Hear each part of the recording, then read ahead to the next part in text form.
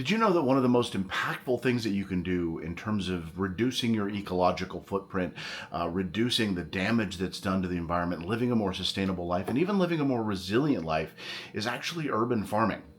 Hi, welcome to the Lear Innovations channel. My name is Edmund Williams, and today we're going to talk a little bit about urban farming and the impact that it can potentially have on your family, on your resilience, and even on the environment.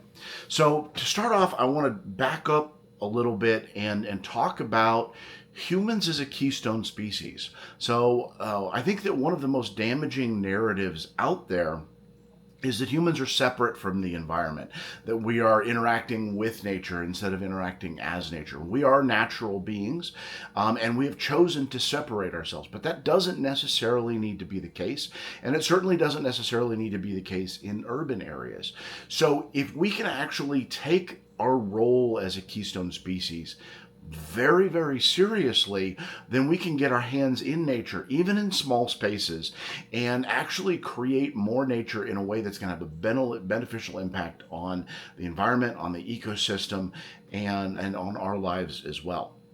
And so the most important thing that we can do to fix that is really focus on two aspects. Number one, we want to create soil, and by create soil, I mean we need to get carbon into the soil. That's a really, really important aspect of regenerative agriculture.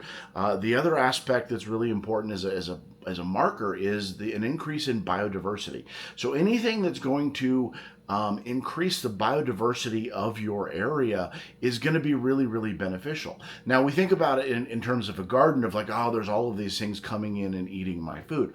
To some extent, that's okay. We don't necessarily want to exclude, caterpillars and birds and stuff like that. What we want to do is actually kind of take a step up the ecosystem ladder. So if I've got a whole bunch of aphids, I want to bring ladybugs in. And you do that by not spraying pesticides. So if you have too many caterpillars, you want to bring birds in. Now, sometimes the birds will do damage, and maybe you get squirrels or roof rats or something along those lines.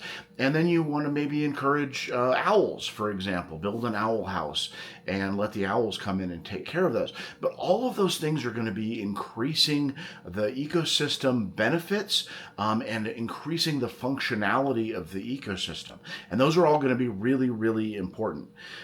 In terms of the soil repair, if we're improving our soil, we're not just dumping a bunch of chemicals in the soil, we're actually composting, we're actually building the soil organic matter. With a Lear garden, it actually is going to be building the soil organic matter that can then be applied elsewhere.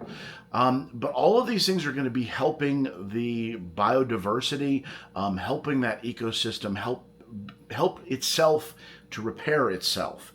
So the other thing that I want to point out on this is that as an ecological organism, food is the way in which we interact with our environment. So an ecosystem, one of the really big functions of an ecosystem is that it cycles nutrients. So we have the carbon cycle, the mineral cycle, the water cycle, and these items, the carbon, the energy, the minerals, all cycle from organism to organism through consumption. And so another of the most damaging narratives that we tell ourselves is that eating something is in some way disrespectful to it. And that's not actually how nature works at all. In fact, that consumption cycle is integral to the functioning of an ecosystem. And so when you're interacting with your ecosystem, that where you're taking the nutrients that are coming from the land that you're managing, the land that you're fertilizing, and you're consuming those and being a part of that cycle, that's actually really, really important to the functioning of the cycle. That's now, of course, there's the side piece of that where our waste goes into the toilet where it goes away, and I'm not going to tackle that one right now. That is certainly a piece of it that I think we could do better, but there's a lot of complexity around that topic, and I don't really want to talk about that. But just understand that your consumption of the food that you're producing is going to push your engagement. It's going to push the nutrient cycling, It's actually a beneficial interaction with the environment. In terms of other aspects of sustainability, one of the big ones is food miles. There's kind of a famous picture that was going around the internet a couple of years ago where you've got a little plastic packed package of, I think it was grapefruit sections, and it says grown in Argentina and packed in Thailand, and of course then consumed in America. And so you have this small packet of fruit that has crossed the Pacific Ocean twice, between where it's going to be, where it's grown and where it's consumed. And even if you're having something that's grown in, a different state where you are, that's traveled 1,000 miles, you've got the packaging costs, you've got the all of the different hands that have handled it, between you and them, and each one of those people needs to get paid. You have the gasoline consumption and the pollution that's associated with that. You have the pollution that's associated with the machinery that picks that produce, collects the produce, distributes the produce, packages the produce. All of those things are going to have a carbon footprint, and you're paying for that in terms of ecosystem destruction, but also in terms of your ultimate pocketbook. And so, again, one of the best ways that we can do that is turn our food miles from 1,000, 10,000. Obviously, if it's crossing the Pacific Ocean twice, that's many thousands of miles. But even something that's coming from across the country might have over 1,000 food miles on it. And what if you could feed your community and produce food where the food miles are measured in single digits, or even eating out of your own backyard, where your food miles are measured in food feet. So that's something that can actually have a really, really big impact. One of the other places where that can actually have an impact is on food waste. If you're running an ecological operation, composting really needs to be a big part of that. And it's one of those things where if you're using that compost as an ecological driver, as a fertilizer, then number one, that's going to reduce your input of fertilizers. But at the same time, it's also going to reduce the food waste. So food waste has several really harmful impacts. The first one, really, and the biggest one, is the methane production. So if you take food waste and you dump it in a landfill and you cover it over, it's an energy source. It's going to continue to decompose.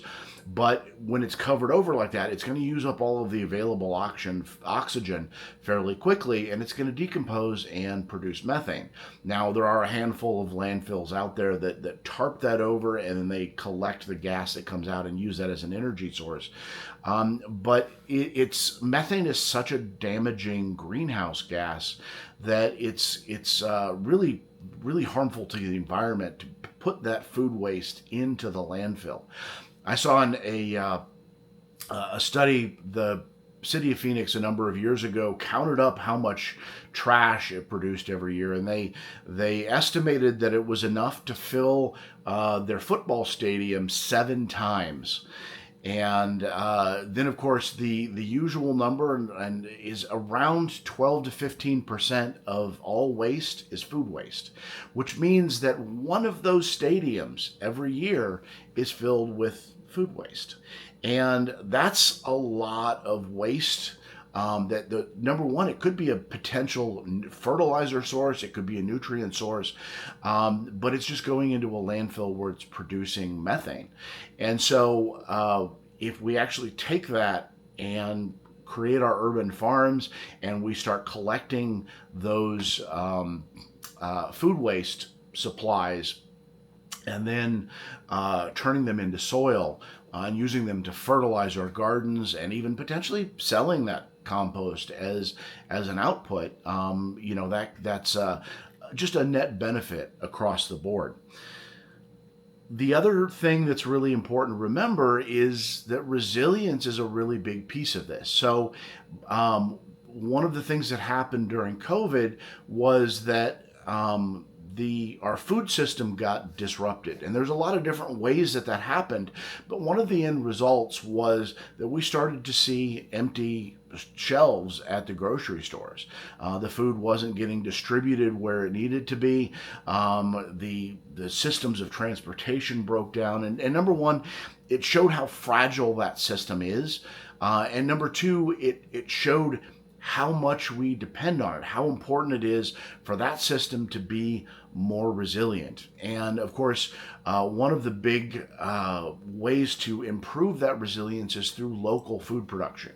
Now, if we want that local food production to be effective, we really need backyard farmers to be a part of that mix. It's something where in urban areas we certainly have a loss of the urban farms, and I'm going to talk about that in a different video. But creating those backyard farms is really an important part of making our communities more resilient. But also, as a backyard farmer, we can get away from some of the damaging aspects of our industrial food system, and just kind of feed ourselves. And so, if you have created a farm that's not completely overloaded with debt, then what you can do is just take off what you need to feed yourselves, which is going to make your food supply so much more resilient. And then you sell the excess, which is going to bring in an income. It's going to help the resilience of your community. There's a whole lot to that. So I'm going to talk about what it takes to create a urban food movement in my next video. So stay tuned.